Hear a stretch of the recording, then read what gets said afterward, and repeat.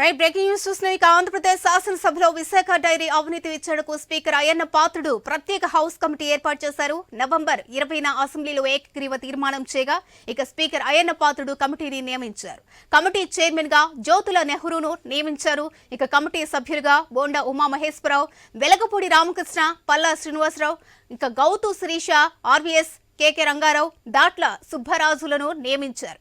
2 నెలలలోపు విచారణ జరిపి నివేదిక ఇవ్వాలన్న స్పీకర్ తెలిపారు. దీనికి సంబంధించి పూర్తి అప్డేట్స్ మా ప్రతినిధి హరీష్ అందిస్తారు. హరీష్, ప్రస్తుతం విశాఖ అంశానికి సంబంధించినంత వరకు కూడా ప్రభుత్వం చాలా కీలకమైనటువంటి నిర్ణయం తీసుకుంది. అందులో భాగంగానే స్పీకర్ జోక్యంతో ప్రత్యేకంగా కమిటీని ఏర్పాటు చేసినటువంటి సిచ్యువేషన్ మనకు కనిపిస్తుంది. శాసనసభ కమిటీతో అంటే ప్రత్యేక హౌస్ కమిటీ, ఆంధ్రప్రదేశ్ శాసనసభలో విశాఖ డైరీ అవినీతికి సంబంధించినటువంటి విచారణకు ప్రత్యేక హౌస్ కమిటీని నియమించారు స్పీకర్ చింతకాయల అయ్యన్న పాత్రుడు.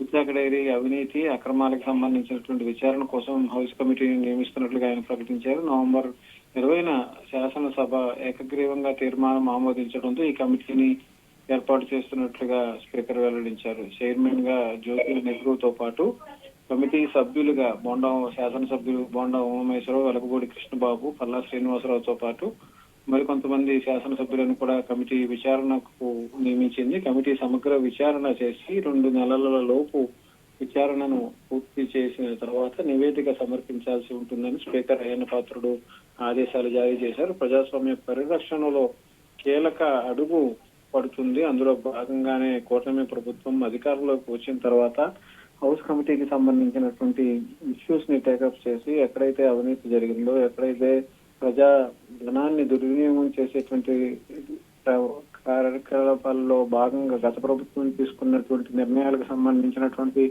అంశాలు ఏవైతే ఉన్నాయో వాటన్నిటినీ కూడా హౌస్ కమిటీలో వేయాలని చెప్పి కూడా నిర్ణయించారు. ప్రాథమికంగా విశాఖ డైరీకి సంబంధించినటువంటి అవినీతి అక్రమాలకు సంబంధించినటువంటి వ్యవహారం పైన తీవ్ర స్థాయిలో ఆరోపణలు వచ్చినటువంటి నేపథ్యంలో ఇందుకు సంబంధించినటువంటి నిధులకు సంబంధించినటువంటి దుర్వినియోగానికి సంబంధించినటువంటి వ్యవహారాలను కూడా హౌస్ కమిటీ దృష్టికి వచ్చింది. ఇందులో భాగంగానే ఇప్పుడు స్పీకర్ జోక్యంతో హౌస్ కమిటీని నియామకానికి సంబంధించినటువంటి సన్నాహాలు చేపట్టినటువంటి సిచ్యువేషన్ ఉంది. 2 నెలల్లో హౌస్ కమిటీ స్పీకర్ కు నివేదిక ఇచ్చేందుకు కూడా ఆదేశాలు జారీ అయ్యాయి. రీజినా, థ్యాంక్ యూ హరీష్.